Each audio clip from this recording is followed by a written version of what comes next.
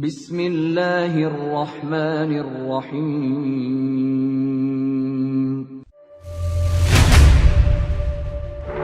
يا أيها الذين آمنوا ادخلوا في السلم كافة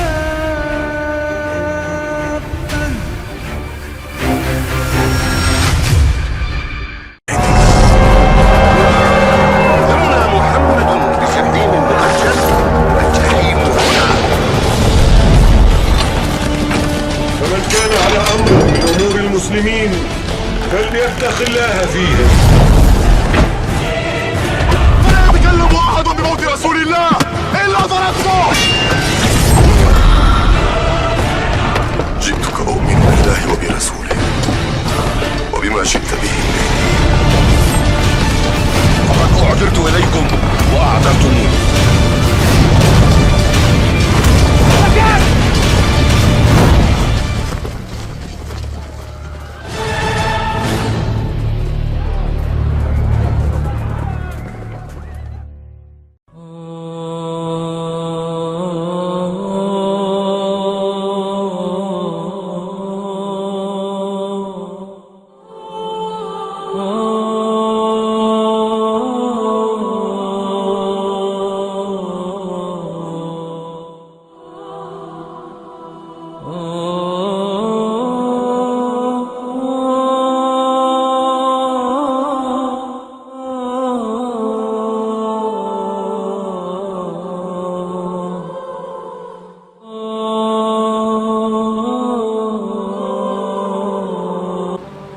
tentang sejarah Palestina dan juga sejarah Yahudi yang masuk ke Palestina. Kenapa saya angkat permasalahan ini? Karena belakangan ini kita dihebohkan dengan dunia tentang pernyataan pemimpin Amerika Donald Trump yang hendak memindahkan ibu kota Israel ke Yerusalem dengan dalih dan alasan sejarah bahwa memang orang-orang Yahudi berhak untuk memiliki Palestina secara utuh. Karena mereka kemudian mengangkat sejarah, maka kita angkat sejarah.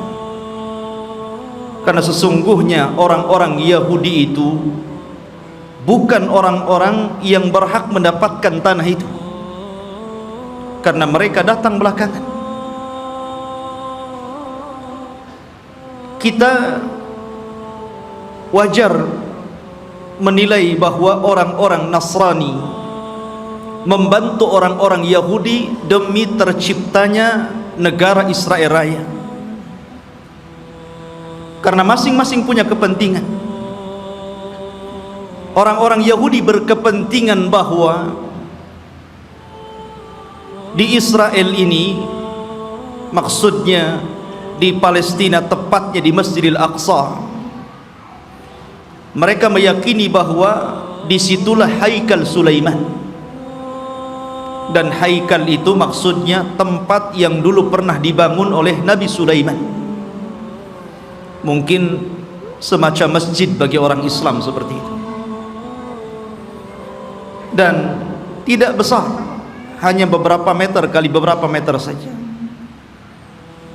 Dan orang-orang ini berusaha untuk menggali situs-situs itu dan ingin mendirikan kembali Haikal Sulaiman dan merobohkan Masjidil Aqsa,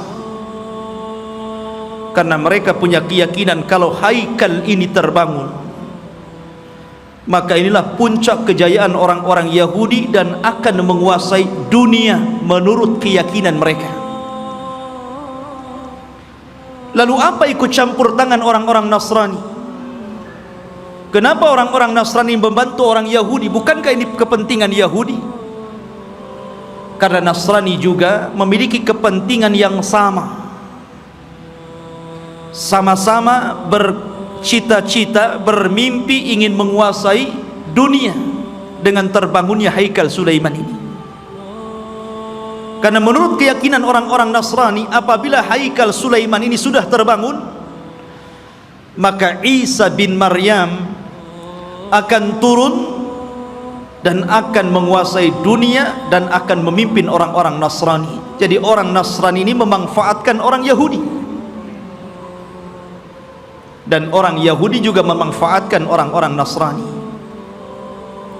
Keyakinan kaum muslimin juga sama, karena Nabi SAW pernah mengatakan, imaratul baitil maqdis kharabu Yathrib. Kelak bahwa Baitul Maqdis akan menjadi pusat kekuatan kaum muslimin ketika Allah bangkitkan Al-Mahdi Al-Muntadhar Muhammad bin Abdullah, dan akan menguasai dunia. Jadi rupanya tiga agama ini punya kepentingan masing-masing. Yahudi punya kepentingan, Nasrani punya kepentingan, dan tentunya kita kaum muslimin juga punya kepentingan. Sama-sama bermimpi akan menguasai dunia. Tapi bagi umat Islam ini bukan mimpi, tapi ini sebuah kenyataan. Nabi SAW yang bersabda bahwa kelak kekuatan kaum muslimin akan menyatu di Syam, tepatnya di Palestina. Ma'asyiral muslimin rahimani wa rahimakumullah. Maka kita akan angkat sejarah Palestina dan juga sejarah orang-orang Yahudi ini. Sebelum saya angkat sejarah ini, saya ingin menjelaskan tentang fadail Palestina dulu, keutamaan negeri Palestina ini. Negeri Palestina, ikhwan, di situ ada satu kiblat yang dijadikan kiblat pertama dalam Islam. Karena ketika Nabi SAW salat, di awal salat sebelum Allah Subhanahu wa ta'ala memalingkan kiblat, maka kiblatnya Rasul dan para sahabat menuju Baitul Maqdis. Barulah setelah kemudian Nabi SAW berdoa kepada Allah agar kiblat itu dialihkan ke Masjidil Haram. Turunlah ayat, qad nara taqalluba wajhika fis sama falanuwalliyannaka kiblatan tardaha fawalli wajhaka syatral Masjidil Haram.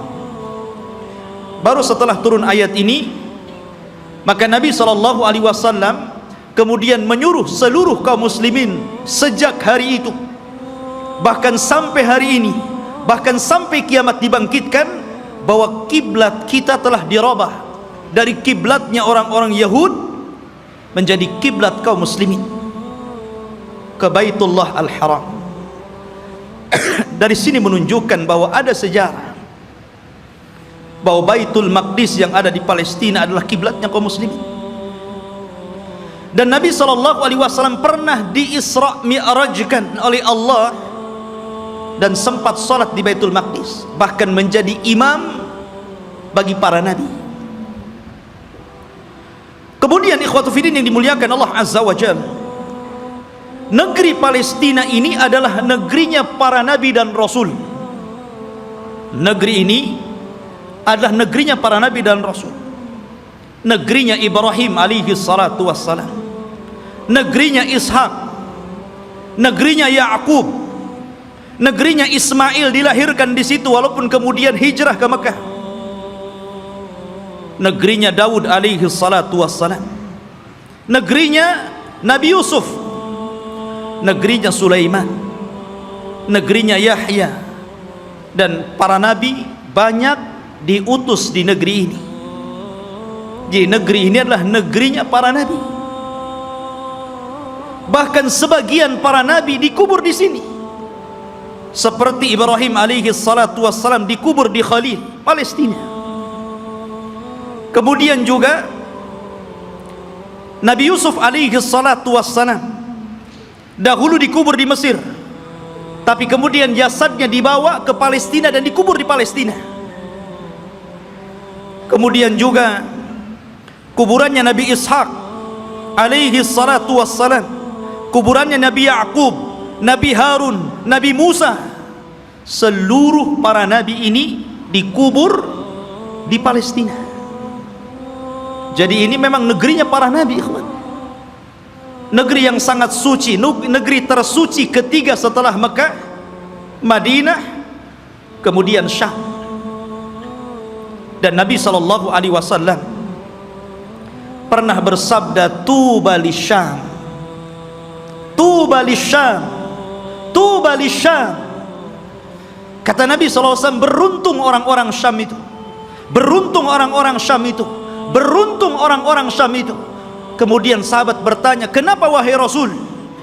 Karena Syam, para malaikat Allah mengepak-ngepakkan sayapnya di atas negeri itu, dan Palestina bagian daripada negeri Syam. Ma'asyiral muslimin, kita tahu bahwa Masjidil Aqsa adalah memiliki keistimewaan yang sangat besar.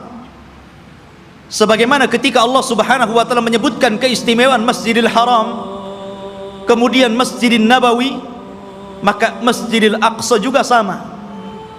Orang yang salat di situ sebanding dengan orang yang salat 500 kali salat di masjid-masjid yang lainnya. Ini keistimewaan yang sangat besar. Bahkan para nabi, para ulama, orang-orang saleh banyak berziarah ke masjid ini. Negerinya para ulama, negerinya kitab-kitab. Banyak para ulama yang kemudian terlahir di negeri Palestina. Kita tahu bahwa Imam Syafi'i lahir di mana? Di Gaza, Gaza Palestina. Di sana ada Al-Asqalan. Kita kenal dengan Al-Imam Ibnu Hajar Al-Asqalani, Asqalan Palestina. Jadi banyak para ulama dunia, bukan ulama kecil, ulama dunia, itu lahir di Palestina.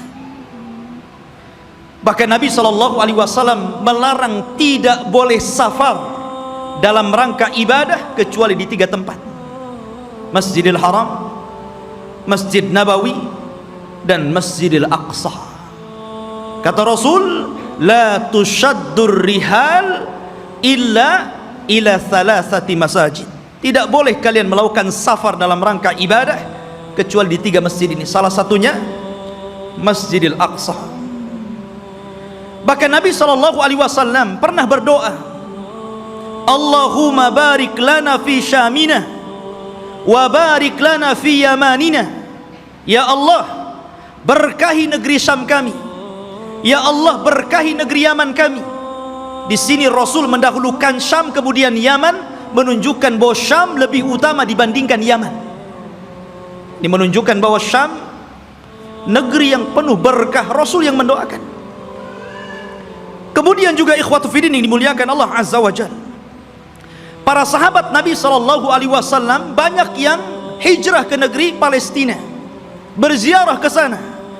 Di antaranya adalah Umar ibn al-Khattab radhiyallahu an, Abu Ubaidah Amir ibn al-Jarrah, kemudian juga Safiyah istri Nabi, Safiyah bintu Huyai, kemudian juga Mu'adh bin Jabal, Abdullah ibn Umar, Salman al-Farisi, Abu Dhar al-Ghifari, kemudian Abu Hurairah radhiyallahu an, Bilal ibn Rabah, Amr ibn As, Muawiyah ibn Safwan, Muawiyah bin Abi Sufyan, dan banyak lagi para sahabat Rasul yang mereka hijrah dan berziarah ke negeri Palestina ini.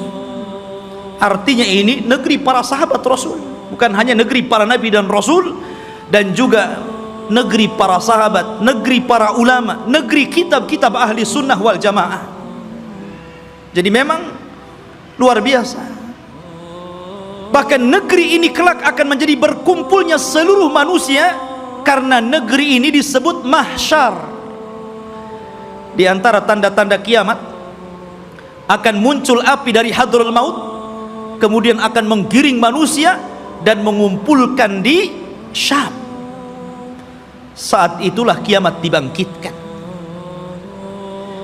Ma'asyiral muslimin, dan banyak lagi kalau kita bercerita tentang keutamaan Palestina.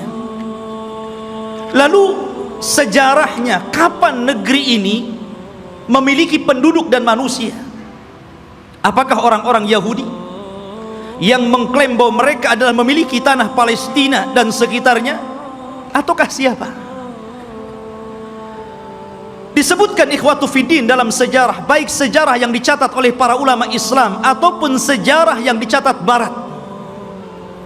Bahkan sejarah ini juga tertera dalam perjanjian lama Taurat, bahwa dahulu yang menghuni negeri tersebut bukan Yahudi. Yahudi itu jauh datang belakangan. Ya. Bagaimana mungkin kemudian Yahudi mengklaim bahwa itu adalah tanah mereka? Mereka datang belakangan. Mereka adalah umat yang terusir dari Mesir. Orang-orang Yahudi hidup di Mesir dari Bani Israel. Kemudian dibawa hijrah oleh siapa? Musa.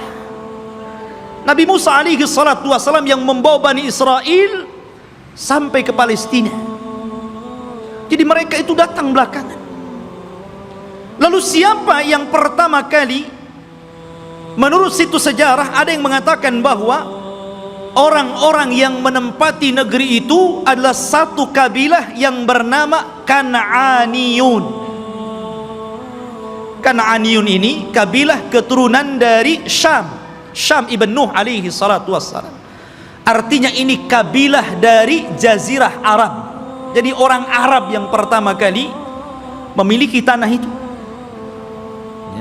Jadi dahulu ketika terjadi qahat, terjadi paceklik yang luar biasa di Jazirah Arab, sehingga banyak kelaparan dan meninggal, maka kemudian mereka mencari tanah untuk hidup, karena mereka sudah tidak bisa hidup lagi di Jazirah Arab.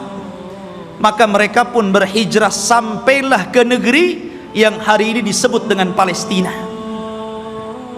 Jadi mereka adalah kabilah Kan'aniyun. Kabilah Kan'aniyun, kabilah dari Arab. Dan mereka memiliki beberapa kabilah. Ada namanya kabilah Amuriyun. Kabilah Amuriyun ini kabilah yang hidup di lembah-lembah di Palestina. Kemudian ada kabilah namanya Yaguthiyun, dan mereka hidup di negeri di sekitar Al-Quds yang kita kenal dengan Masjidil Aqsa, Baitul Maqdis. Kemudian adapun Kan'aniyun, maka mereka hidup di satu daerah yang bernama Arihah, dan Arihah adalah kota tertua di dunia. Belum ada kota di zaman itu kecuali Arihah. Makanya Arihah itu kota tertua di dunia, belum ada kota kecuali ini. Lah hiduplah kabilah namanya Kan'aniyun. Ma'asyiral muslimin rahimani wa rahimakumullah. Lalu kenapa muncul kalimat Palestina? Kalau antum membaca dalam perjanjian lama Taurat, bahkan disebutkan juga dalam Injil, tidak ada kalimat Bani Israel atau Yahudi. Yang ada adalah kabilah Kan'aniyun. Itu mereka mengakui dan tercantum dalam kitab-kitab mereka. Nggak ada Bani Israel, nggak ada Yahudi, apalagi Yahudi datang belakangan gitu kan dibandingkan Bani Israel. Munculnya kabilah ini, kita tahu bahwa Palestina itu berdekatan dengan Mesir, karena dipisah dengan Sahara, hanya dipisah dengan padang pasir yang luas.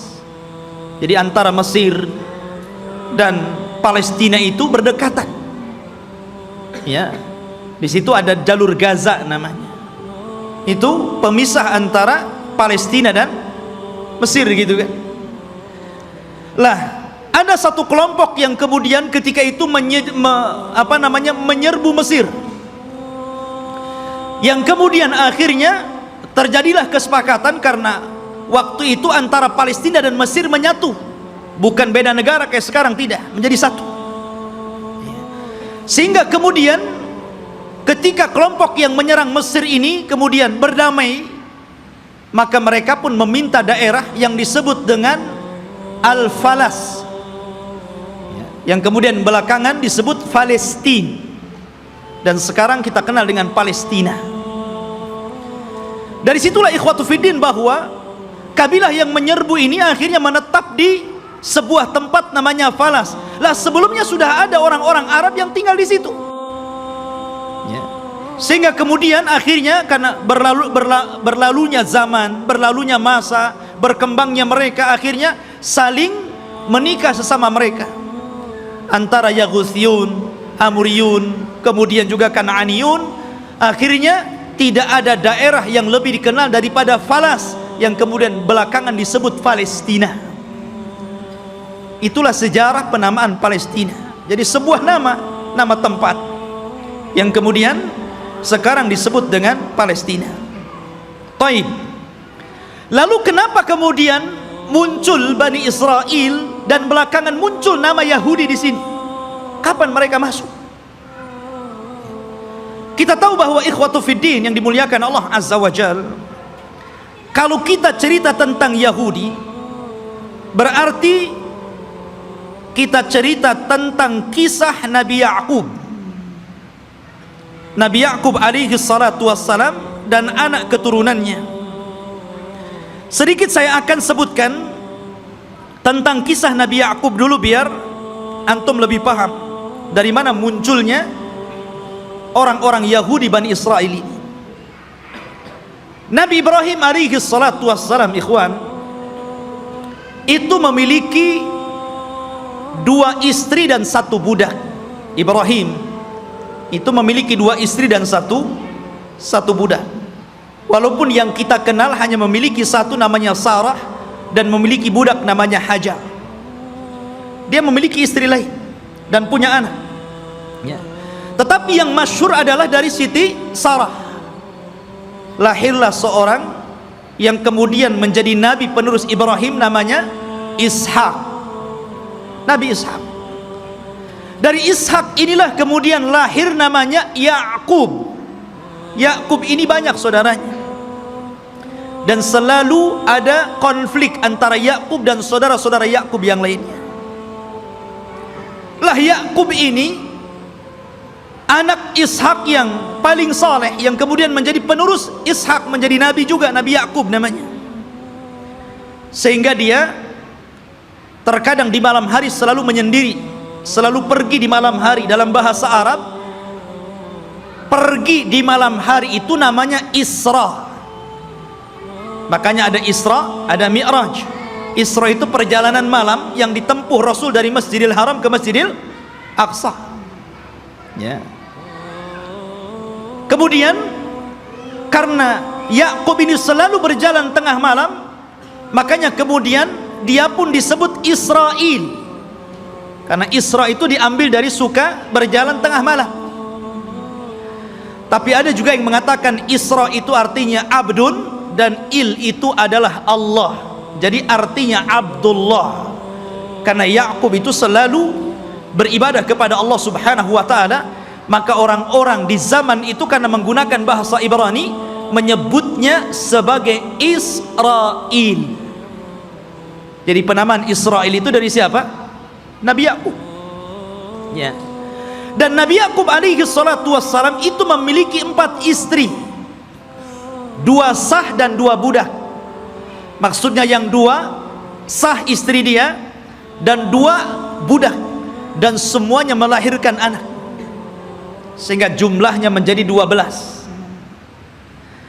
Lah dari salah satu istri Nabi Ya'qub namanya Rahil, lahirlah seorang nabi yang kelak akan meneruskan Ya'qub kenabiannya, namanya Yusuf, dan juga saudaranya namanya Binyamin.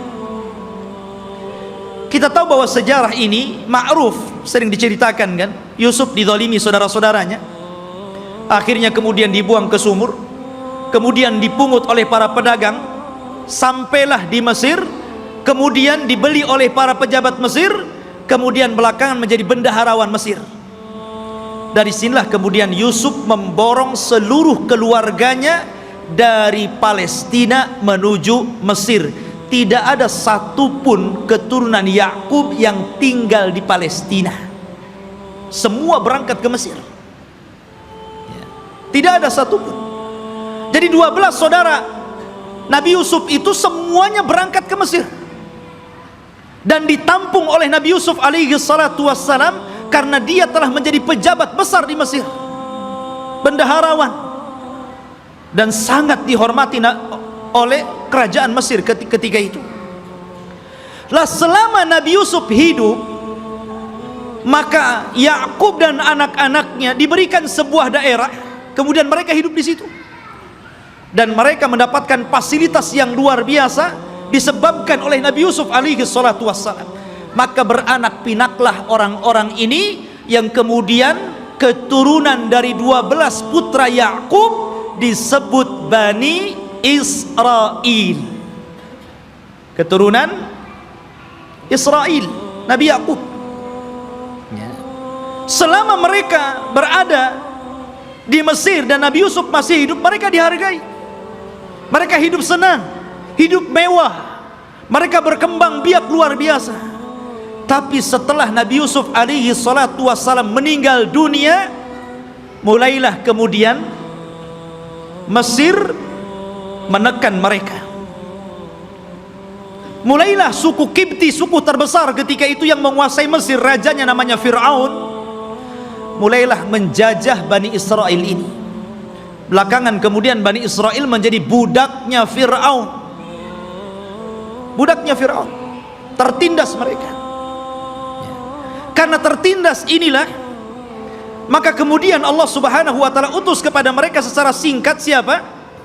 Nabi Musa. Nabi Musa diutus kepada mereka menjadi Rasul Bani Israel dan untuk mendakwahi Fir'aun. Dan subhanallah ikhwan, kita tahu bahwa di zaman Bani Israel diutusnya Nabi Musa alaihi salatu wassalam kepada mereka, Bani Israel ini menyaksikan 9 mukjizat besar di hadapan mereka dengan mata mereka sendiri. Ketika mukjizat itu turun kepada bangsa Fir'aun, orang-orang Bani Israel juga melihat. Dan 9 mukjizat itu disebutkan di dalam Al-Quranul Karim. Yang pertama, mukjizat yang kita dikenal dengan hajar, batu. Batu yang mengeluarkan 12 mata air. Dan Allah subhanahu wa ta'ala mengatakan, wa idistasqa Musa liqaumihi faqul nadrib bi'asakal hajar fanfajarat minhu ithnata asyrata ainan. Dan ketika Bani Israel meminta hujan kepada Nabi Musa karena mereka sudah kehausan, tidak ada air, maka Allah subhanahu wa ta'ala firmankan, pukullah wahai Musa batu itu.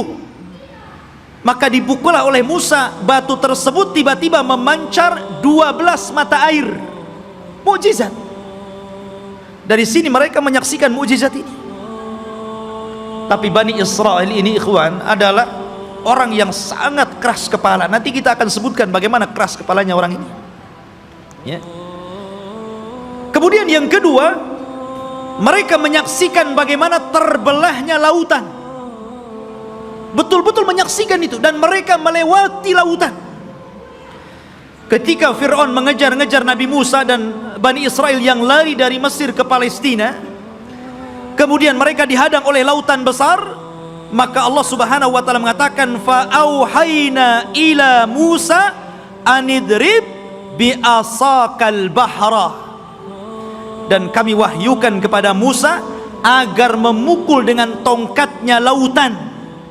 Fanfalaka fakana kullu firqin kataudil adhim.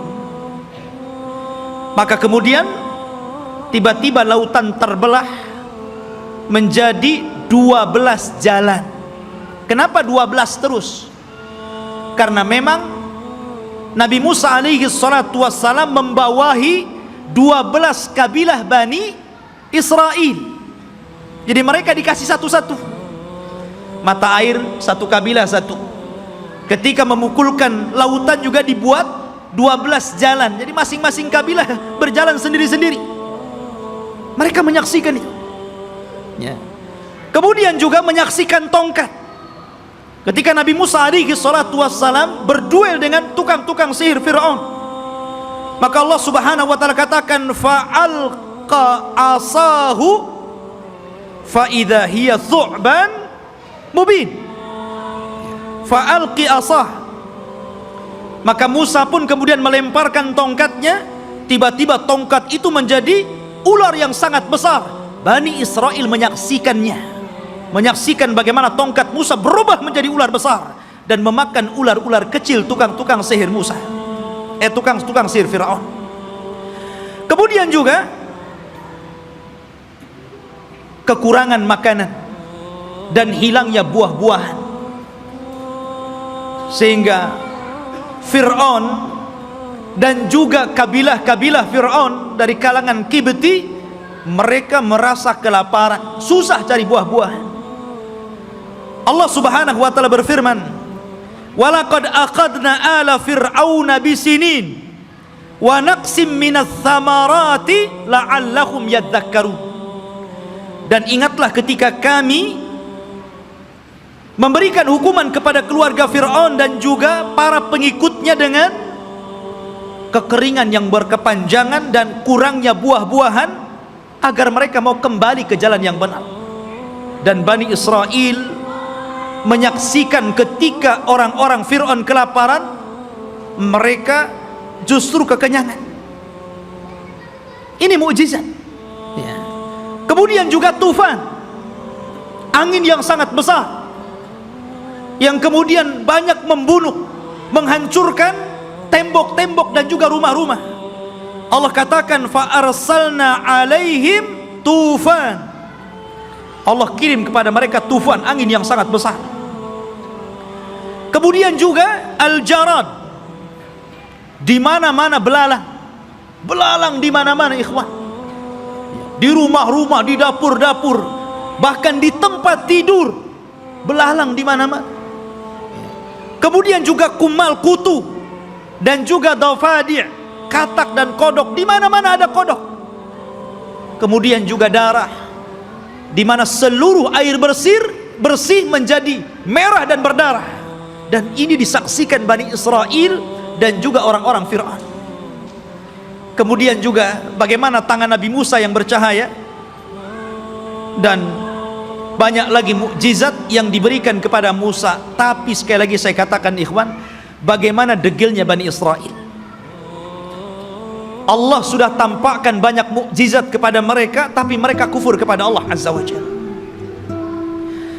Kita perhatikan ketika Nabi Musa alaihi salatu wasallam berhasil menyeberangkan Bani Israel sehingga mereka mampu melewati lautan, dan Allah tenggelamkan Fir'aun di Laut Merah.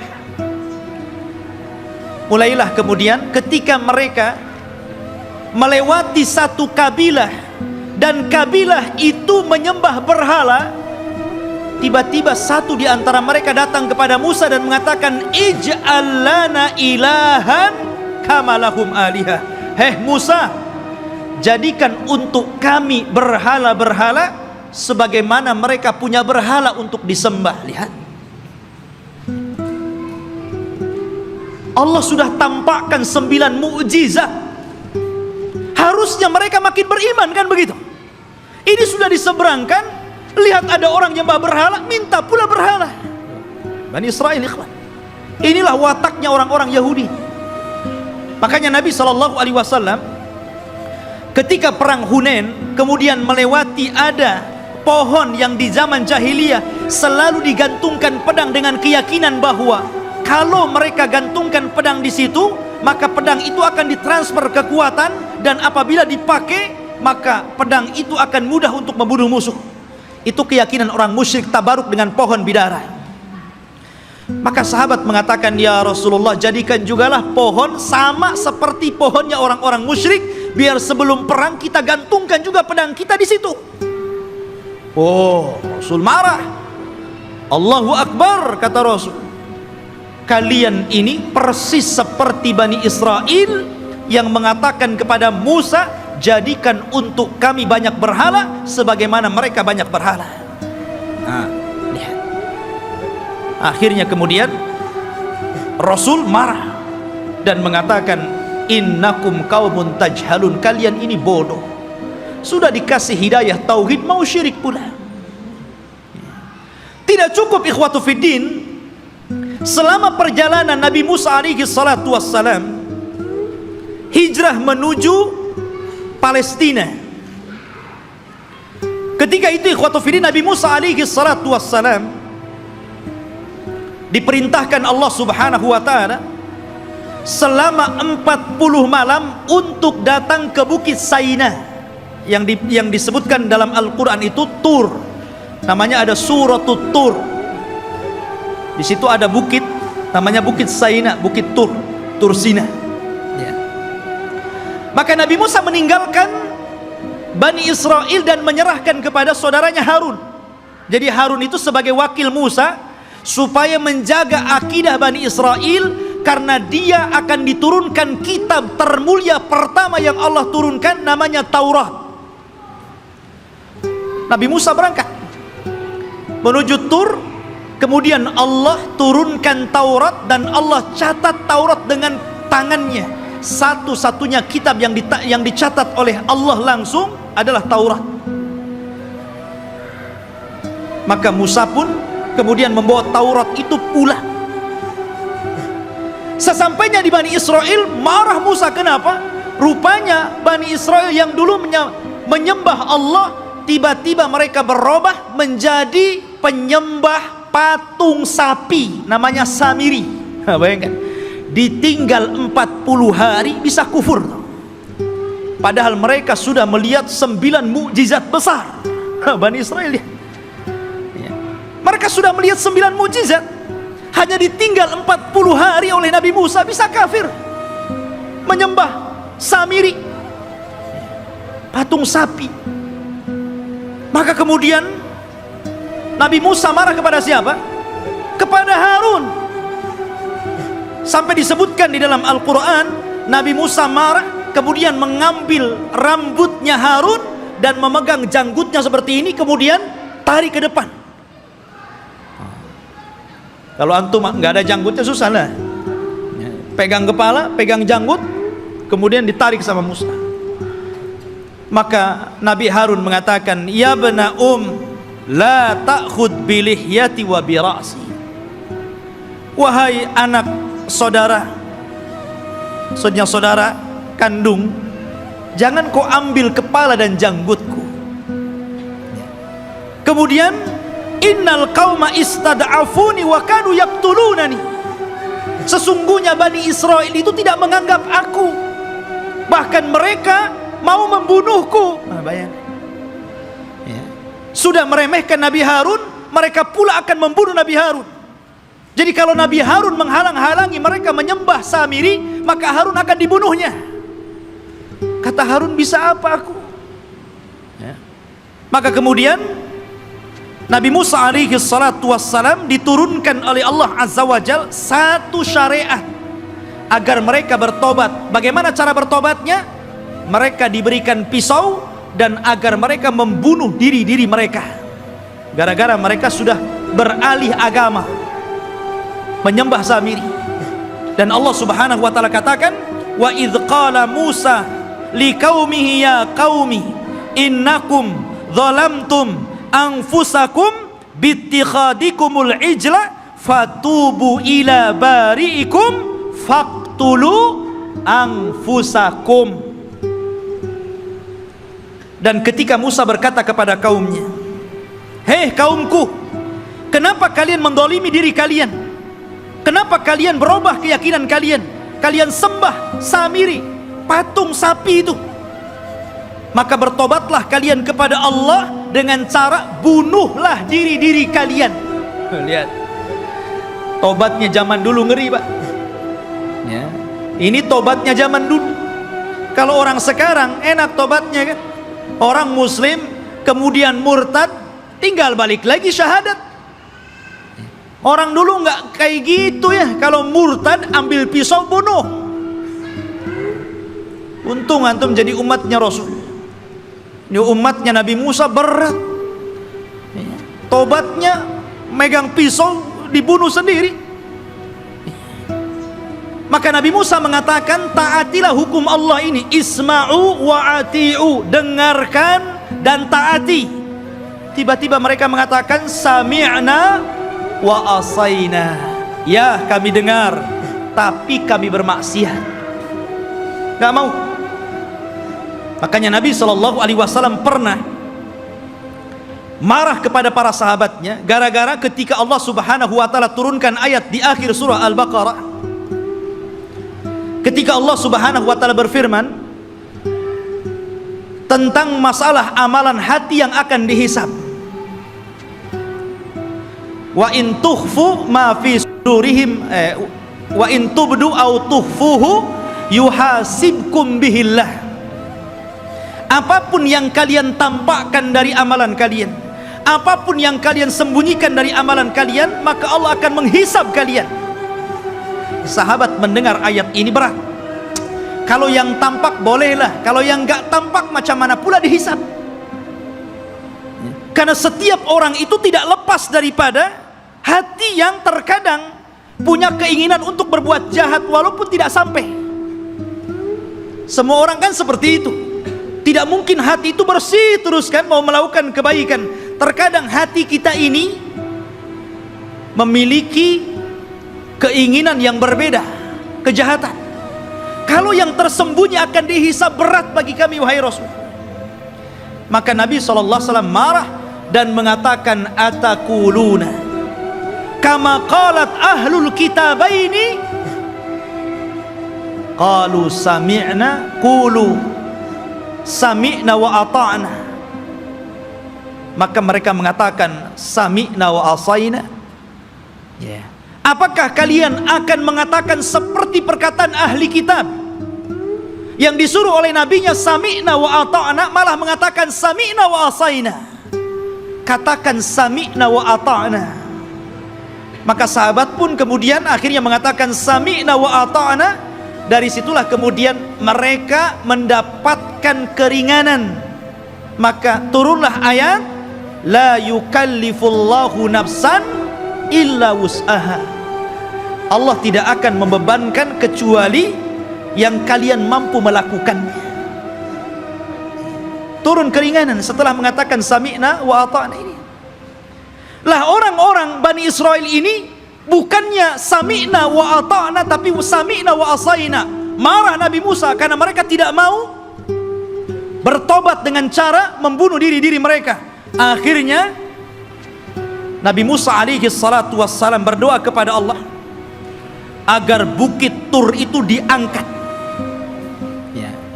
kemudian berada di atas kepala mereka. Mau tobat atau mau dibanting di bukit Tur ini. Bukit Tur diangkat dan mereka ada di bawahnya. Dan Allah katakan wa idna taqnal jabala fawqahum ka'annahu dhullatun wa dhannu annahu waqi'un bihim khudhu ma atainakum biquwwah wadhkuru ma fihi la'allakum tattaqun. Allah gambarkan ini. Dan ketika kami angkat gunung Tur itu, kemudian seolah-olah gunung itu akan menimpa mereka. Kemudian mereka diingatkan dengan nikmat Allah. Diingatkan bagaimana mereka dulu diperbudak oleh Fir'aun, kemudian diselamatkan oleh Musa, kemudian diberikan nikmat yang banyak. Kalian masih kufur? Barulah ketika bukit akan dibantingkan kepada mereka, barulah mereka mengambil pisau dan membunuh mereka. Oh, jadi mereka melaksanakan itu kalau di bawah ancaman. Itulah Bani Israel, Yahudi itu. Ma'asyiral muslimin rahimani wa rahimakumullah.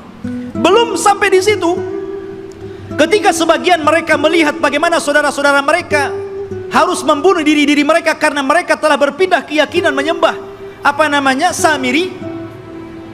Rupanya yang melihat kejadian itu juga tidak mau bertobat, tetap juga kufur. Suatu ketika mereka meminta kepada Nabi Musa alaihi salatu wassalam untuk diturunkan maidatan minas sama, makanan tetapi langsung yang membuat Allah dan diturunkan dari langit. Bisa bayangkan coba, minta makanan tapi diturunkan dari langit. Apakah kemudian keinginan mereka ditolak? Tidak, keinginan mereka dikabulkan.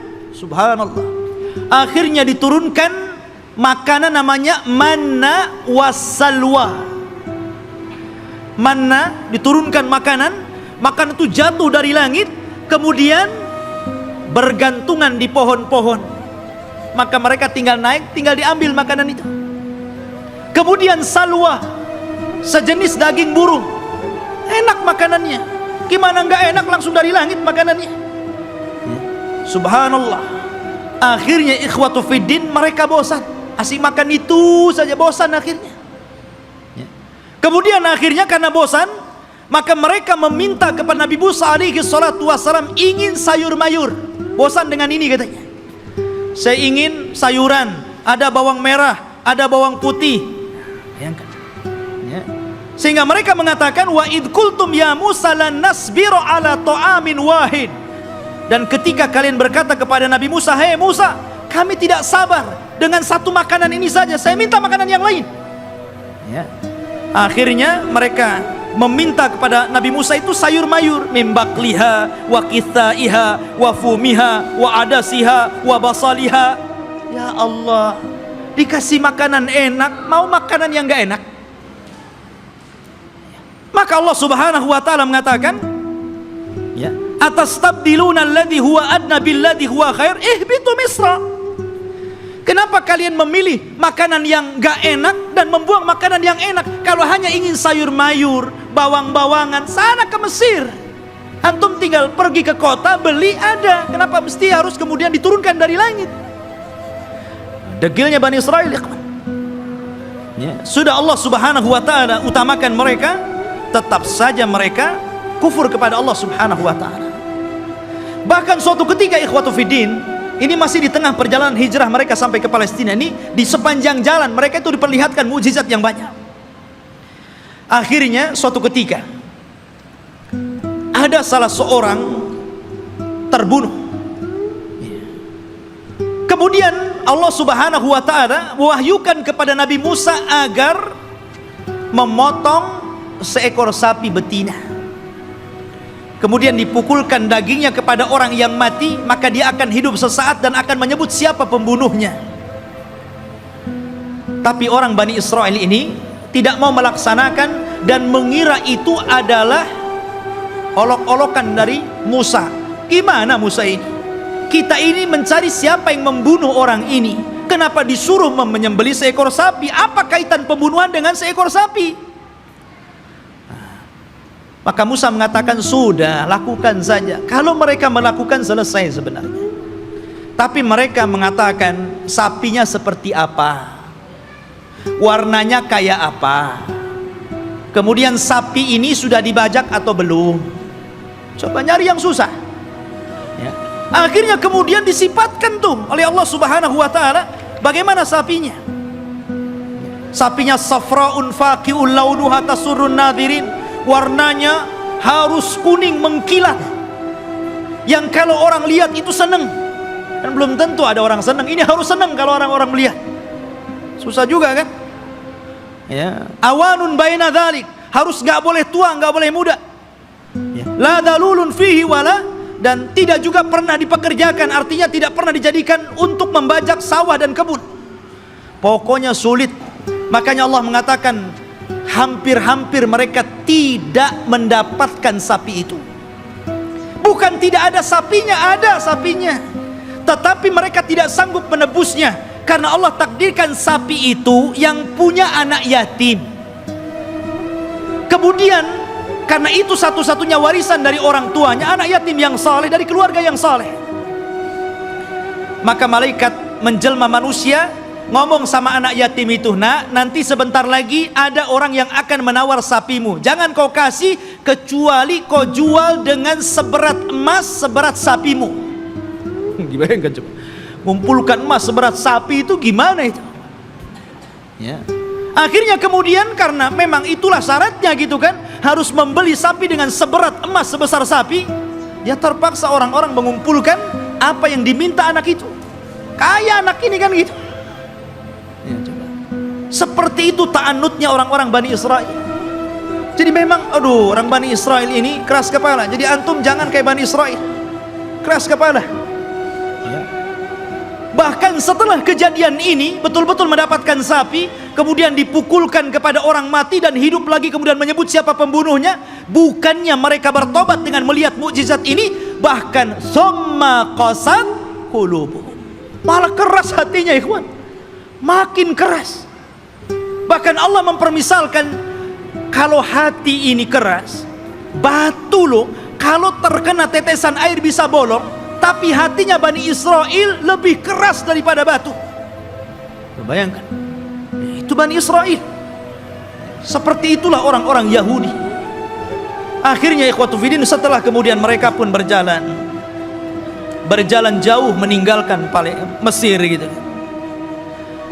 Ada sebuah kejadian, mereka tersesat.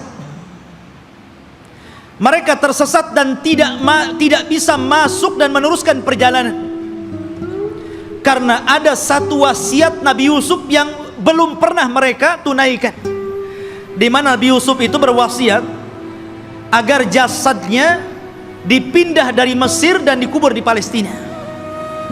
Dan ketika itu tidak ada yang tahu di mana letak kuburan Nabi Yusuf alaihi salatu wassalam kecuali seorang nenek tua. Dan ini teringat dengan kisah Rasul ketika pulang dari peperangan. Ketika itu Nabi Shallallahu Alaihi Wasallam kehabisan bekal, kemudian singgah di salah satu perkampungan di perbatasan Madinah, perkampungan orang-orang Yahudi yang terusir dari Madinah karena berkhianat. Rupanya Rasul dijamu oleh seorang nenek Yahudi. Karena sudah kehabisan bekal, maka Rasul pun mampir dan diberikan jamuan yang luar biasa.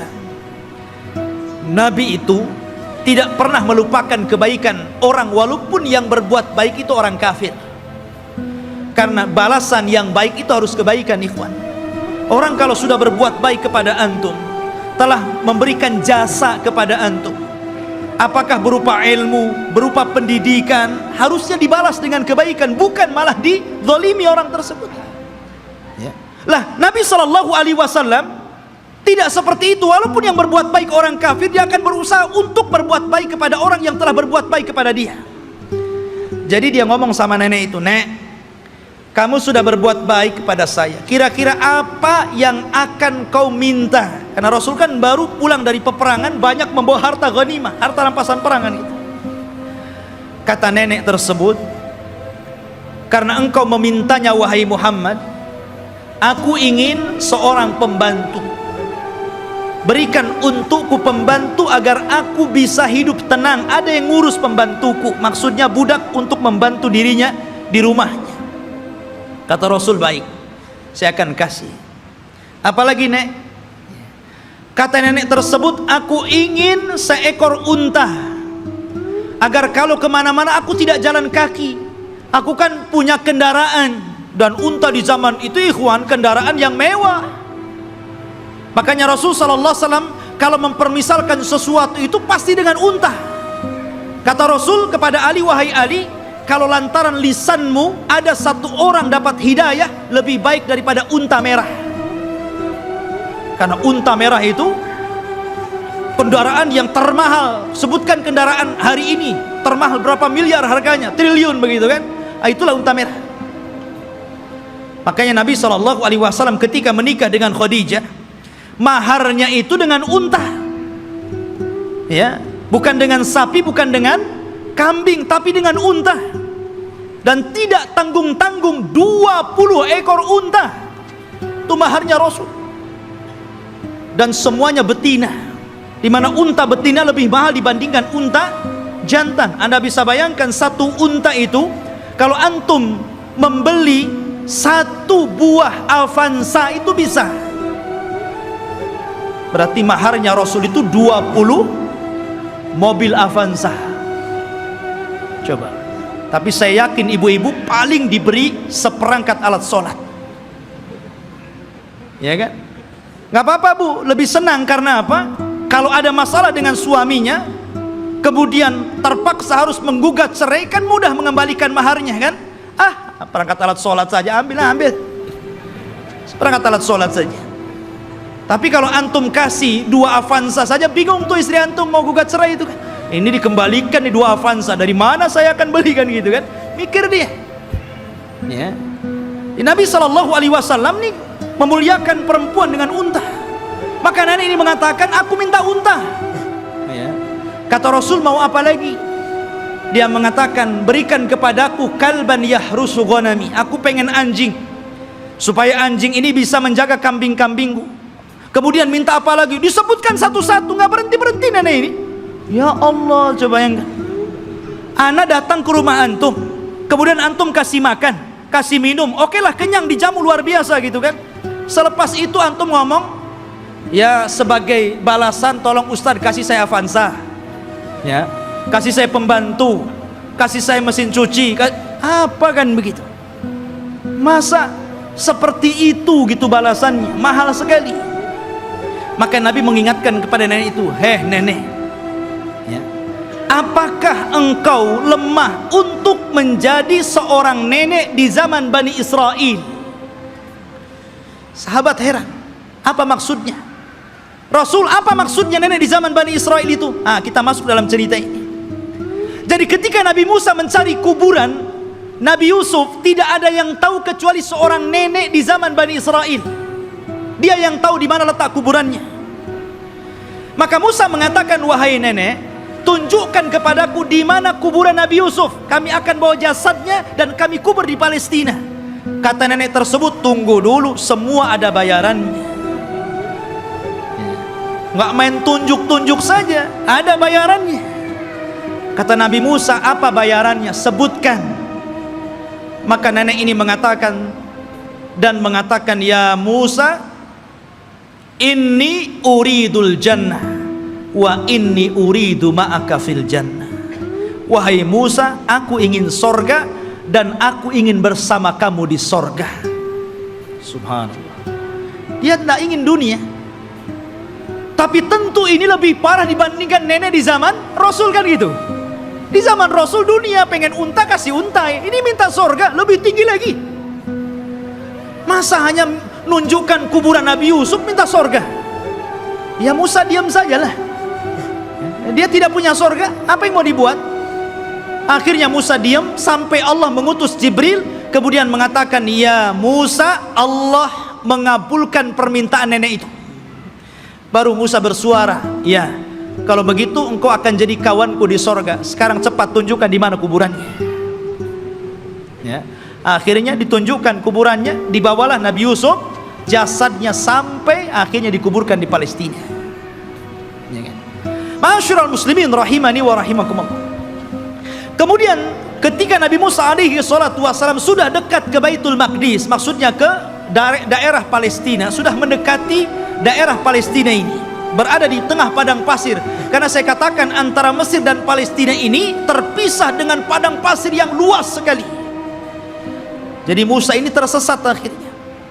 Tapi kemudian Nabi Musa mendapatkan jalan setelah membawa jasadnya Nabi Yusuf dan hampir mendekati Palestina. Lah di Palestina itu, di negeri Arya, kan saya katakan dari awal sebelumnya sudah ada manusia di situ. Dari Kan'aniyun, Yaguthiyun, Amuriyun, sudah ada orang-orang di situ. Sudah menguasai Palestina, sehingga Musa tidak mungkin membawa Bani Israel begitu saja, harus berperang dulu dengan penduduk asli di situ. Ya. Maka kemudian Nabi Musa alaihi salatu wassalam meminta kepada Bani Israel untuk siap-siap perang. Kita akan rebut Baitul Maqdis. Siap-siap kalian. Kita akan menyerbu mereka. Maka mereka mengatakan, setelah Nabi Musa menyebutkan, wa idh qala Musa liqaumihi ya qaumi dzkuru ni'matallah 'alaikum ij'ala fikum anbiya wa ja'alakum mulukan wa ataakum ma lam yu'ta ahadan minal alamin. Ketika Musa berkata, hei kaumku, ingatlah nikmat Allah, bagaimana dahulu kalian menjadi budak di Mesir, kemudian diutus kepada kalian nabi, kemudian dijadikan kepada mereka raja yang memimpin kalian, disebutkan nikmat yang banyak. Kemudian Musa mengatakan, ya qaumi dkhulul ardal muqaddasata allati kataballahu lakum wala tartaddu ala adbarikum fatanqalibu khasirin. di hadapan kalian ada negeri yang disucikan. Masuklah kalian ke negeri itu, karena negeri itu telah ditulis oleh Allah Subhanahu wa taala untuk kalian. Jangan mundur sedikit pun. Kalau kalian mundur, kalian akan menjadi orang yang rugi. Kita akan perang. Tapi mereka mengatakan apa? Qalu ya Musa, inna fiha qauman jabbarin. Nabi Musa, kamu kan tahu negeri itu banyak jabbarin, banyak para pemimpin hebat, banyak para pemimpin bengis. Inna lanadkhulaha, kami tidak akan masuk hatta yakhruju minha, sampai orang-orang itu keluar. Fa in kharaju minha fa inna dakhilun, kalau mereka sudah keluar dari negeri itu, kami yang masuk. Lihat, kata Nabi Musa alaihi salatu wassalam, ada dua orang laki-laki yang diberikan nikmat oleh Allah azza wa jalla. Qala rajulan minal ladzina yakhafuna an amallahu alaihima, dari orang-orang yang takut kepada Allah, Allah berikan nikmat kecerdasan kepada dua orang itu, dan mengatakan udkhulu alaihimul bab fa idza dakhaltumuhu fa innakum ghalibun wa 'alallahi fatawakkalu in kuntum mu'minin. Sudah, kalian siap-siap saja, kita akan masuk ke negeri itu, kalian pasti menang, dan tambatkan hati kalian kepada Allah Subhanahu wa taala. Tapi mereka mengatakan, qalu ya Musa innalan nadkhulaha abadan. Nabi Musa, kami tidak akan masuk selama-lamanya. Madamu fiha, kalau orang-orang itu masih di situ. Idhab anta wa rabbuka faqatila innaha huna qaidin. Sudah, kamu saja berdua dengan Harun masuk, kalian berperang bersama Rob kalian, kami duduk-duduk saja di sini dulu. Coba bayangkan, ini Bani Israel, orang Yahudi, nyuruh Nabi Musa berdua berperang, mereka duduk-duduk nunggu menang baru masuk. Makanya perbedaan sahabat Rasul dengan perbedaan sahabat Nabi Musa alaihi salatu wassalam tidak demikian. Mereka mengatakan kami berperang bersama Rasul. Ketika perang Ahzab dan dimenangkan kaum muslimin, darah para sahabat belum kering, masih bercucuran, belum lagi beristirahat. Tiba-tiba Nabi SAW diwahyukan malaikat Jibril dan mengatakan, hei Muhammad, katakan kepada pasukanmu, para sahabatmu, berangkat ke Bani Quraidah, kepung mereka, serbu mereka, karena mereka sudah berkhianat. Sahabat belum istirahat, baru menang di perang Ahzab, darah mereka masih bercucuran.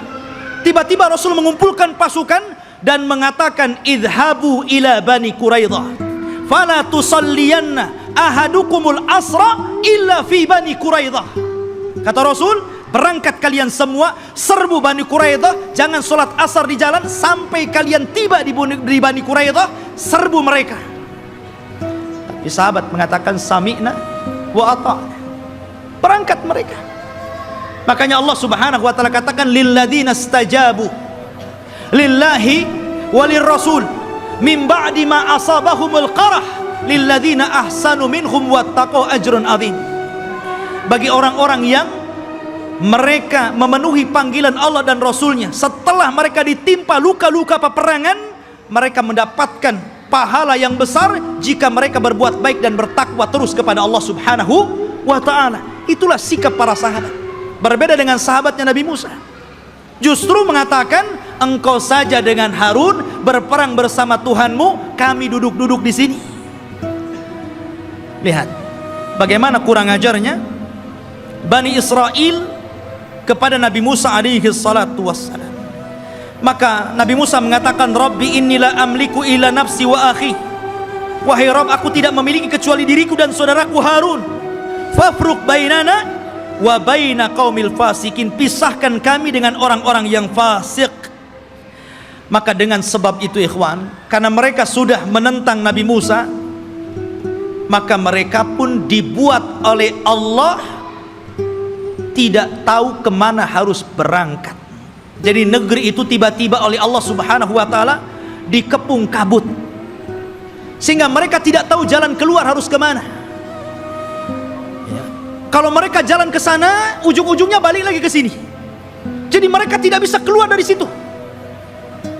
Disitulah Allah Subhanahu wa ta'ala takdirkan Nabi Musa alaihi salatu wassalam meninggal dunia sebelum masuk ke negeri Al-Muqaddasah ini. Meninggal dunia Nabi Musa. Ya, setelahnya sebelumnya Harun, kemudian Nabi Musa alaihi salatu wassalam. Dan di situ ada kejadian yang luar biasa. Nabi Musa alaihi salatu wassalam difitnah oleh Qarun. Difitnah oleh Qarun. Ya. Dan kisah Qarun ma'ruf. Akhirnya belakangan ditenggelamkan oleh Allah Subhanahu wa taala ke dasar bumi dengan hartanya. Sehingga ada istilah harta Qarun katanya. Tapi yang jelas bahwa Nabi Musa meninggal dunia dan ketika itu digantikan oleh pembantunya namanya Yusha ibn Nun. Akhirnya dia pun diangkat menjadi nabi. Yusha bin Nun ini adalah kawannya Nabi Musa dan juga pembantunya. Dialah yang menemani Nabi Musa ketika mencari Khidir. Kemudian Nabi Musa belajar kepada Khidir. Dan kisah Musa dengan Khidir ma'ruf disebutkan dalam surah Al-Kahfi dan diisyaratkan, walaupun Khidir tidak ada namanya dalam Al-Quran tapi isyaratnya ada.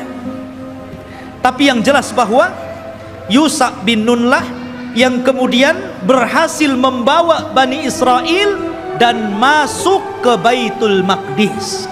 Allah menangkan dalam peperangannya. Jadi Nabi Yusha inilah yang membawa pasukan kemudian berperang dan berhasil menguasai Baitul Maqdis. Dari sini menunjukkan bahwa Bani Israel ini mereka menjajah, bukan asli situ. Mereka datang dari Mesir dengan Nabi Musa, kemudian Nabi Musa meninggal, diganti oleh Yusha bin Nun, kemudian merebut Palestina dan mereka menjadi tinggal di situ. Jadi Palestina bukan milik orang Yahudi, mereka yang menjajah di situ. Barulah kemudian Yusha bin Nun masuk ke Masjid Al-Aqsa yang sekarang disebut dengan Baitul Maqdis, sekarang Masjid Al-Aqsa. Disitulah Allah Subhanahu wa taala memerintahkan kepada Yusha ibn Nun, karena ketika itu ikhwan, peperangan ini sangat sengit. Ya. Kebetulan perang itu terjadi di hari Jumat dan tidak boleh berperang di hari Sabtu, karena orang Yahudi sangat mengistimewakan hari Sabtu. Alasannya apa? Karena hari Sabtu itu hari cutinya Allah. Kenapa Allah cuti? Karena Allah lelah. Setelah menciptakan langit dan bumi, diawali hari Ahad dan diakhiri hari Jumat, Allah lelah, maka Allah beristirahat. Maka hari Sabtu hari istirahatnya Allah setelah Allah menciptakan langit dan bumi selama 6 hari. Jadi mereka mengatakan ini hari cuti Allah. Kalau Allah saja cuti, kita juga cuti katanya. Jangan berperang. Ya. Tapi Allah kemudian bantah, wa ma massana min lughub. Kami tidak disentuh dengan keletihan, kata Allah. Enak saja kami istirahat. Ya. Maka kemudian ikhwatu fillah, karena perang ini terus berkecambung, hampir matahari tenggelam dan masuk ke hari Sabtu. Ini kalau matahari tenggelam masuk hari Sabtu kan gak boleh perang tuh. Akhirnya Yusha bin Nun memperlihatkan mukjizatnya. Dia nunjuk kepada matahari, innaki ma'murah wa ana ma'mur. Kamu diperintah Allah, saya juga diperintah Allah. Jangan bergerak dulu sampai perang ini menang. Oh, berhenti matahari. Ya. Matahari diem. Betul-betul sampai menang perang itu, matahari nggak bergerak. Nah, itu mukjizatnya Yusha bin Nun, menghentikan matahari sampai menang perang, betul-betul menang. Akhirnya setelah menang baru matahari berjalan dan masuk ke hari Sabtu. Setelah menang inilah maka Allah perintahkan masuk ke Baitul Maqdis sajidan dengan penuh tawadu, dengan penuh merendahkan diri, menundukkan kepala. Kata Allah Subhanahu wa taala mengatakan, masuklah kalian dengan sujud. Maksud sujud itu maksudnya dengan ruku, karena sujud nggak mungkin bisa jalan orang sujud. Ya, dengan menundukkan kepala. Tapi Bani Israel ini degil. Ya. Disuruh maju masuk ke Baitul Maqdis nundukkan kepala, malah berbalik, malah kemudian berjalan lewat punggung, membelakangi Baitul Maqdis sampai mundur gitu. Disuruh maju nundukin pandangan malah berbalik, malah mundur. Bani Israel sudah dikasih mukjizat, ditampakkan matahari, masih juga menentang Yusha ibn Nun.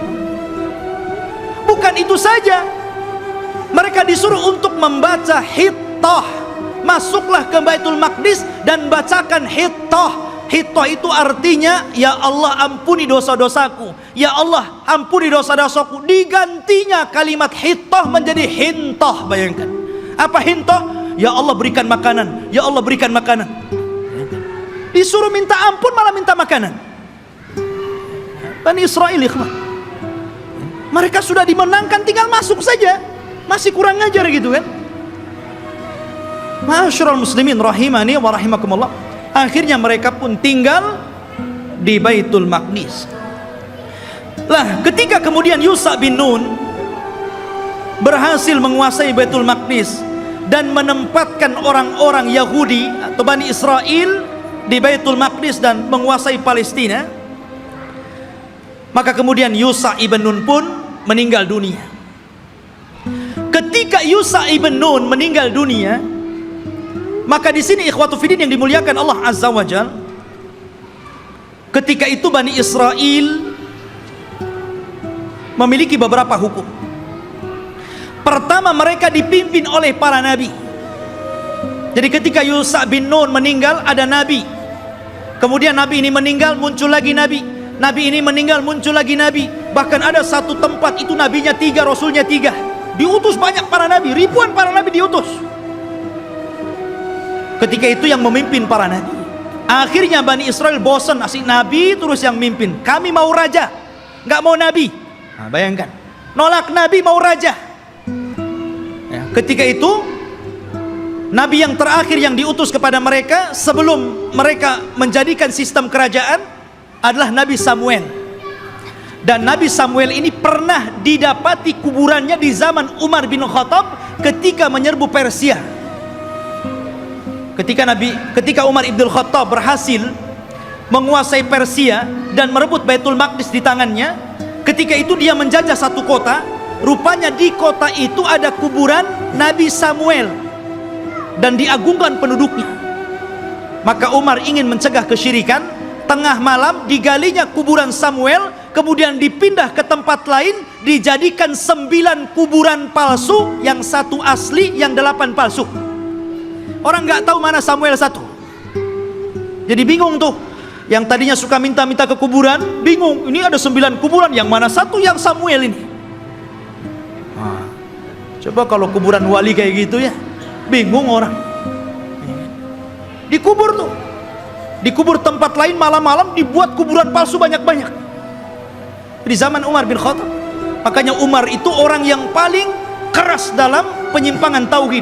Ketika ada orang yang kemudian mulai sholat di satu pohon yang dulu Rasul pernah berbaiat, namanya Baiatur Ridwan, karena sudah mulai digunakan sholat, meminta-minta, ditebang pohon itu sama Umar. Nggak boleh ada orang kesini lagi, walaupun Rasul pernah berbaiat di sini. Harusnya antum begitu. Kalau ada pohon beringin, orang minta-minta di situ, ambil singso, tebas tuh beringinnya. Tapi baca bismillah dulu ya. Nanti antum kesurupan pula di beringin. Khotufidin yang dimuliakan Allah Azza wa Jalla. Kemudian akhirnya kata Nabi Samuel, baik. Karena ketika itu ikhwatufidin yang dimuliakan Allah Azza wa Jalla, karena terjadi perang saudara, maka muncullah di luar dari Bani Israel ada satu kelompok besar namanya Jalut. Jalut ini orangnya besar-besar raksasa ya, dan punya pasukan besar. Dialah yang kemudian mengambil tabut. Tabut itu isinya apa? Isinya pusaka-pusaka Nabi Musa. Di situ ada Taurat, di situ ada tongkatnya Nabi Musa, di situ ada pakaiannya Nabi Harun dan Musa. Pokoknya peninggalan Musa dan Harun dijadikan satu tempat, kemudian di kotak disebut tabut namanya. Tabut itu dicuri oleh Jalut dan pasukannya. Maka Bani Israel tidak bisa apa-apa melawan Jalut. Akhirnya kemudian minta kepada Nabi Samuel untuk dikirim kepada mereka seorang raja yang akan memimpin jihad melawan Jalut. Maka Nabi Samuel kemudian atas perintah wahyu dari Allah, maka ditunjuklah Talut sebagai raja pertama Bani Israel. Talut ini orang miskin, tukang ngasih minum keledai penggembala, ya kan? Kata Bani Israel, masa si Talut jadi raja? Siapa si Talut itu kan gitu? Nggak punya nasab, orang miskin, nggak punya harta, nggak mau. Ya, kami mau raja itu yang wah, yang gagah, yang kaya, yang punya harta. Si Talut pula jadi raja, nggak mau. Ya kan? Akhirnya kemudian Allah Subhanahu wa taala tunjukkan kehebatan Talut ini. Diutusnya malaikat, kemudian malaikat ini mengambil tabut yang ada di Jalut, kemudian diserahkan kepada Talut, menunjukkan bahwa sekarang Talut sudah punya tabut. Kalian gak percaya juga dengan Talut? Dari situlah sebagian mereka mulai mau mengikuti Talut, dan sebagian yang lainnya mau menolaknya. Maka Talut mengatakan, kita akan berangkat jihad, persiapkan kalian, tapi Allah akan menguji kalian.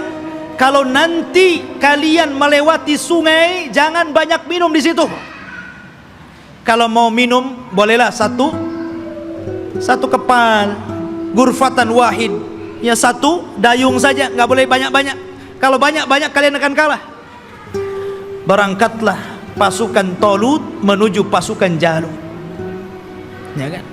Rupanya betul di tengah mereka ada sungai, karena mereka sudah kelelahan, kehausan, ada sungai. Wah, nggak peduli dengan Talut, minum banyak-banyak orang itu. Dari berapa ribu gitu kan, hanya tinggal separohnya yang masih nurut dengan Talut. Akhirnya yang ini pulang, melihat pasukan Jalut gede-gede, nggak berani pulang. Ya, yang sedikit inilah kemudian mikir nih, ini tentara banyak, besar-besar, gimana cara melawan mereka? Akhirnya mereka nggak berani bergerak untuk melawan Jalut. Maka kemudian Nabi Musa, Nabi Raja Talut mengatakan, siapa yang akan berperang dan berhasil membunuh Jalut, maka aku kawinkan dia dengan putriku. Rupanya satu pun gak bergerak. Ngapain dikawinkan kalau harus mati gitu? Iya kan? Gak mau bergerak juga. Akhirnya ada anak muda namanya Daud. Dia berani tuh Daud tuh, yang kemudian belakangan menjadi nabi dan raja, Nabi Daud dan Raja Daud. Dia yang berani. Kemudian dia lempar tombaknya, kena Jalut, mati di tangan dia. Zaman dulu kalau sudah pemimpin yang mati, kalah orang itu, ya kan? Meninggal di tangan Daud. Maka akhirnya Daud pun dinikahkan dengan putrinya Talut. Dan Talut mengatakan, kalau dia meninggal, maka orang ini yang akan menggantikan aku menjadi raja. Talut punya anak, tapi karena dia sudah berjanji, siapa yang membunuh Jalut, dia akan dinikahkan dengan putriku dan akan menjadi penggantiku. Maka setelah Talut meninggal dunia, mau tidak mau Daud diangkat jadi raja. Tapi anaknya Talut yang lain gak setuju, ya kan? Harusnya anaknya yang jadi raja, kenapa Daud menantunya kan itu? Disitulah kemudian pecah Bani Israel menjadi dua kerajaan. Kerajaan anak-anaknya Talut dan kerajaan Daud. Dari sini ikhwatu fiddin mulai terjadi goncang, ya.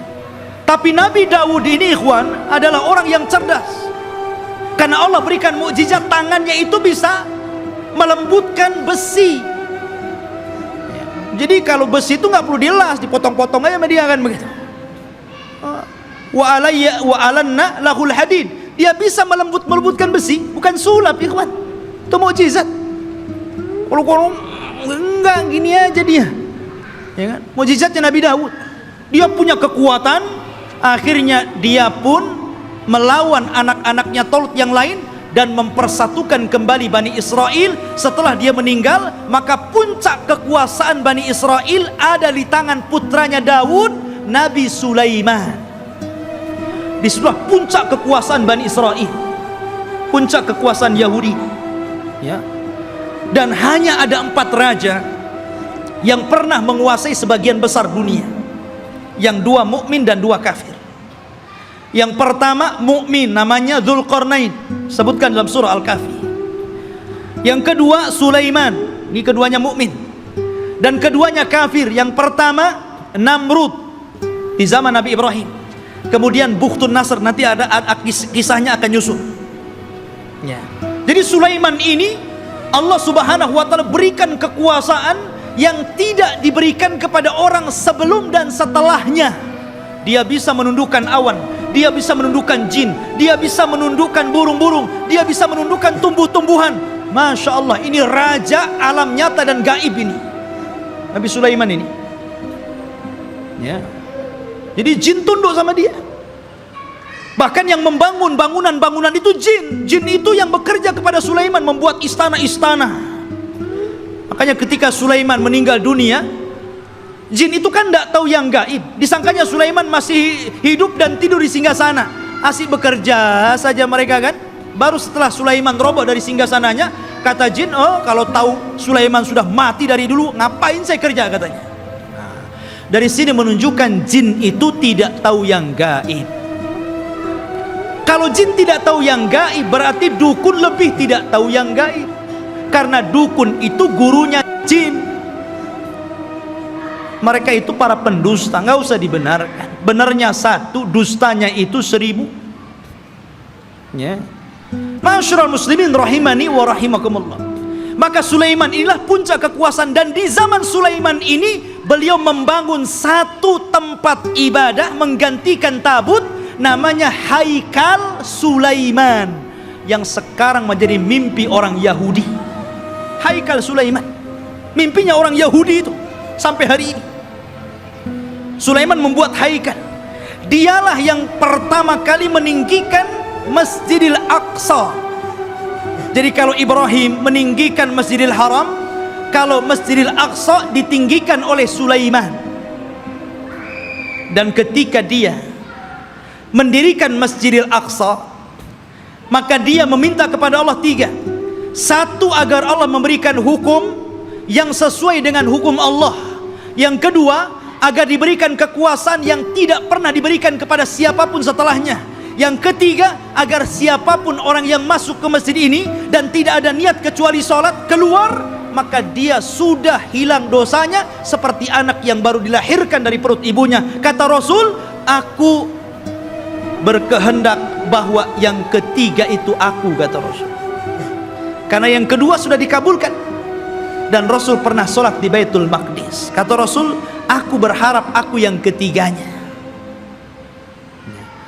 Ma'asyiral muslimin, jamaah sekalian yang dirahmati Allah Azza wa Jalla, maka Sulaiman pun membentuk tempat ibadah yang disebut dengan Haikal Sulaiman. Masjidil Aqsa yang lama di zaman Sulaiman itu disebut Haikal namanya. Baru kemudian roboh, kemudian dibesarkan, akhirnya menjadi besar. Lah Yahudi ini ingin mencari itu. Dulu ketika Sulaiman mendirikan Masjidil Aqsa yang disebut dengan Haikal itu, dari mana ke mana, berapa meter, lebarnya berapa meter, kemudian panjangnya berapa meter. Kalau sudah ketemu situs ini, maka mereka akan membangun Masjidil Aqsa mau dirobohkan, sehingga Haikal lah yang naik. Itu tujuan Yahudi sampai hari ini. Makanya mereka membolongi itu Masjidil Aqsa, itu bolong bawahnya, makanya tidak bisa menampung banyak-banyak. Kalau banyak nanti roboh itu.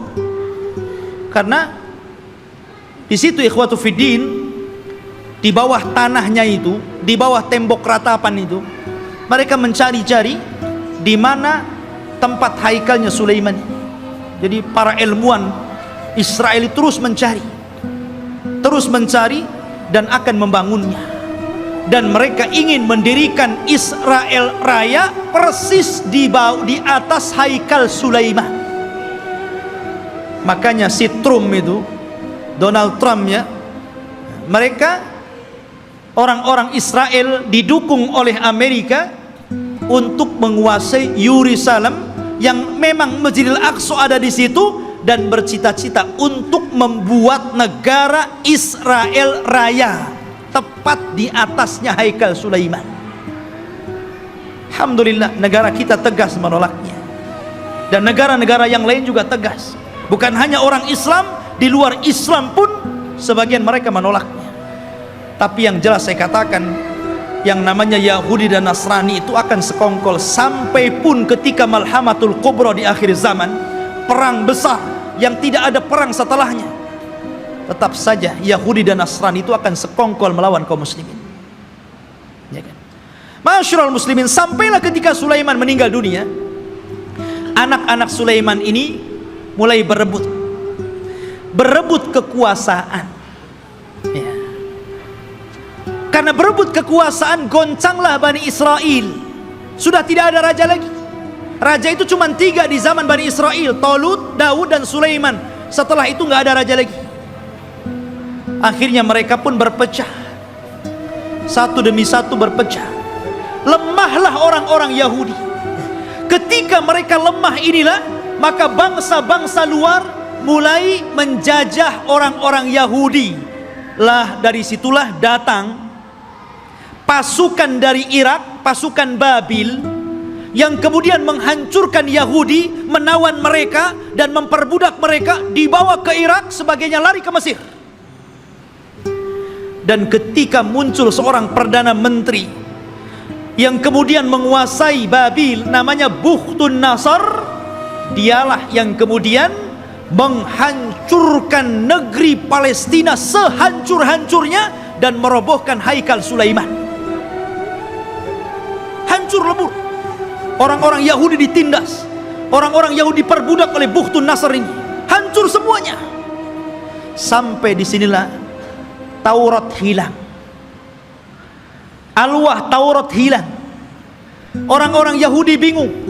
Akhirnya sebagian mereka mulai merangkai Taurat, sehingga akhirnya dari surah kemudian campur tangan ucapan firman Allah dengan campur tangan ucapan manusia, mulailah muncul pada Taurat. Sehingga kemudian Taurat mulai berubah dari aslinya, yuharrifunal kalima an mawadi. Dari sinilah Yahudi tersesat, karena alwahnya Taurat, papannya hilang, berceceran kemana-mana. Karena Palestina dihancurkan Bukhtun Nasr. Lah ketika hancurnya Palestina ini, datanglah seorang nabi, namanya Uzair. Nabi Uzair, ya kan? Datang, kemudian melihat kehancuran Palestina yang luar biasa. Haikal Sulaiman roboh, kota Palestina hancur, orang Yahudi dibantai, orang Yahudi diperbudak di Babil, Irak, gitu kan. Maka dia berpikir,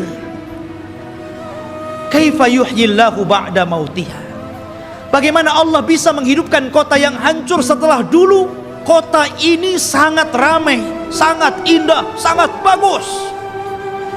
Akhirnya Allah subhanahu wa ta'ala menidurkan Nabi Uzair 100 tahun. Fa'amatahullahu mi'ata amin summa ba'athah. Maka kemudian Uzair pun ditidurkan Allah 100 tahun. Kemudian dibangkitkan seolah-olah baru tidur sejam 2 jam, karena ditidurkan di waktu duhur dan dibangunkan di waktu asar. Asar ke duhur cuma berapa jam saja. Disangkanya hanya 2-3 jam dia tidur, padahal dia sudah 100 tahun ditidurkan.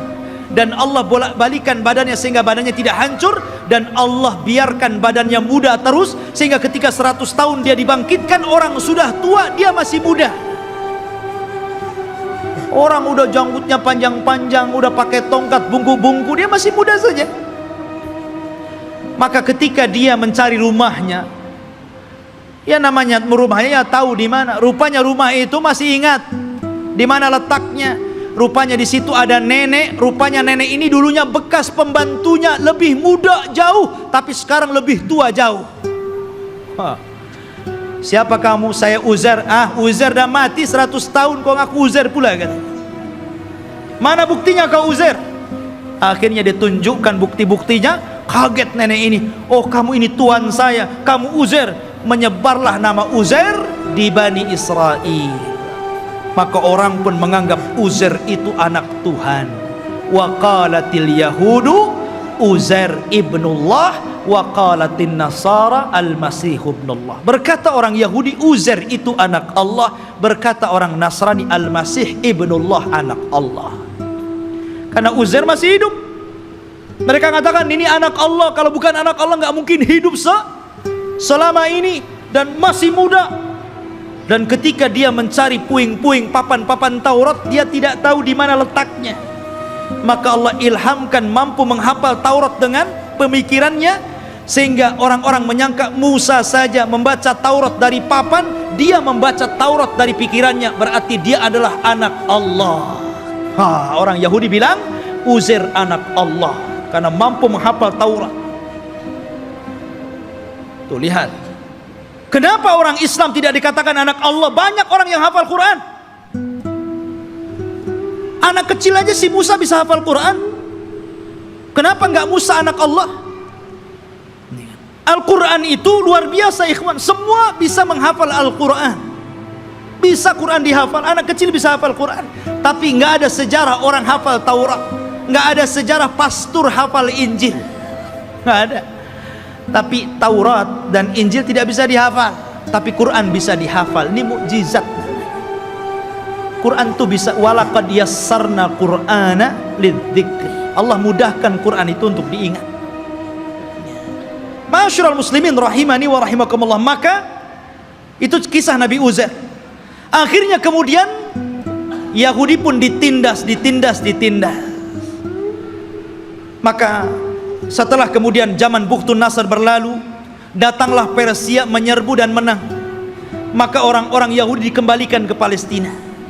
Setelah itu datang Romawi dan memenangkan Persia. Akhirnya orang Yahudi diperbudak lagi. Sebagian mereka hijrah sampai ke Madinah. Inilah sejarah kenapa dahulu di zaman Rasul ada orang-orang Yahudi di Madinah. Karena ketika Romawi berhasil mengarahkan Persia, maka orang-orang Yahudi banyak yang diperbudak, sebagian mereka lari.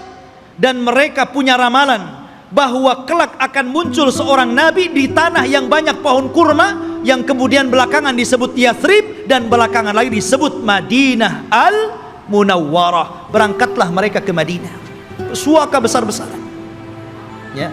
Tapi kemudian setelah tahun 1700-an belakangan ke sini gitu kan, maka mulailah orang-orang menggagas untuk mengumpulkan orang Yahudi, kemudian mengumpulkan di Palestina. Kemudian pada tahun 1940-an gitu kan, barulah kemudian atas bantuan Inggris dan Amerika, akhirnya orang-orang Yahudi diresmikan untuk membuat negara sendiri yang sekarang disebut Israel. Israel, bukan Bani Israel. Karena kerajaan Israel ini ikhwan, itu berbeda dengan Yahudi. Itu dua pecahan yang berbeda ya. Yahudi ini keturunan Yahuda, kalau Israel berbeda. Karena Israel ini masih mengagungkan para nabi, tapi Yahudi itu membenci para nabi. Mereka lah yang membunuh Nabi Zakaria sehingga digergaji sampai mati. Dialah yang membunuh Nabi Yahya bin Zakaria, disembelihnya sampai mati. Dia pula mengklaim sudah membunuh Nabi Isa bin Maryam dan mengatakan anak zina dan dibunuhnya. Walaupun Al-Quran mengingkari terbunuhnya Isa dan mengatakan Isa tidak dibunuh, Isa disalib, Isa tidak disalib, dan Isa diserupakan bahkan dia diangkat ke langit. Tapi orang Yahudi mengklaim sudah membunuh Isa. Itulah kisahnya orang Yahudi. Jadi orang Yahudi yang sekarang ini hanya sandiwara orang-orang itu, orang-orang kafir, orang-orang Inggris dan Amerika saja. Mereka membuat cerita bahwa seolah-olah itu adalah tanah mereka. Demi Allah, sejengkal pun bukan tanah Yahudi. Bagaimana kemudian Donald Trump mengumumkan untuk memindahkan ibu kota Yerusalem sebagai ibu kota Israel dan akan mendirikan Israel Raya di atas Baitul Maqdis. Maka kita harus bangkit ya. Nggak bisa seperti itu. Satu jengkal pun mereka nggak punya tanah. Bagaimana mungkin kemudian mereka mengklaim ini tanah Yahudi? Dan di akhir zaman yang mereka ramalkan memang akan menjadi kenyataan.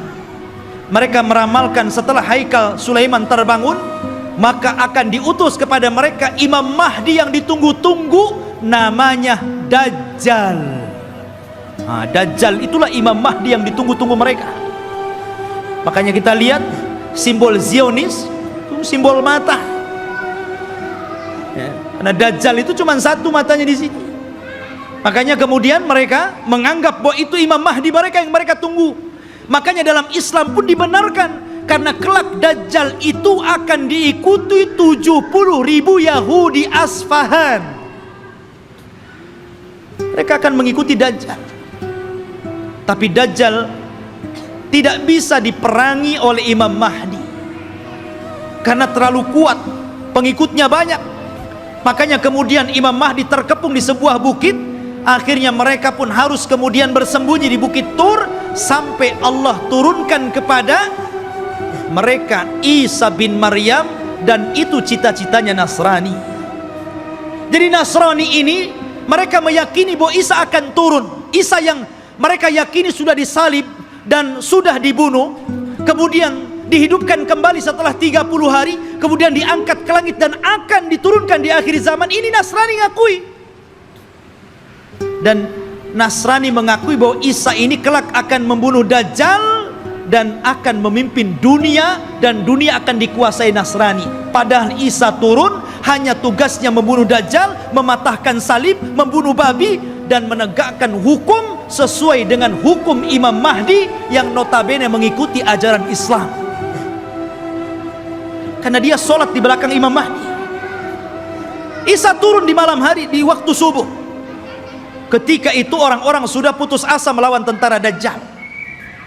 Maka Isa mengatakan, aku berikan 3 pilihan kepada kalian, kepada tentaranya Imam Mahdi yang tinggal sedikit itu. Aku berdoa kepada Allah agar Allah kirimkan tentara lain bukan kalian, supaya mereka yang menghancurkan Dajjal, dan Dajjal akan meninggal. Yang kedua, atau aku berdoa kepada Allah untuk dikirim bencana besar, agar Dajjal terkena bencana dan pasukannya, sehingga kalian diselamatkan tanpa harus berperang. Atau yang terakhir, kita perang, saya pimpin kalian. Dan saya akan berdoa kepada Allah agar pasukan Dajjal tidak sanggup mengangkat senjata, kalian tinggal penggal lehernya, aku yang menghadapi Dajjal. Kata mereka yang ketiga enak nampaknya nih. Akhirnya mereka pilih yang ketiga. Berangkatlah setelah sholat subuh, mereka tinggal menggal kepala. Orang Yahudi, Nasrani, dan para pengikut Dajjal gak bisa apa-apa. Akhirnya mereka kalah, tunggang langgang, lari bersembunyi di batu. Batu bicara, hei ini Yahudi di belakang, bunuh dia. Lari di mana-mana, di setiap tempat dia sembunyi, makhluk Allah bicara di situ. Kecuali satu pohon yang tidak mau bicara, namanya pohon Gharqad. Hadis ini bocor kepada orang Yahudi, sehingga Yahudi nanam banyak-banyak pohon Gharqad di Israel. Tapi sayang kemarin kebakaran, nanam lagi dari awal.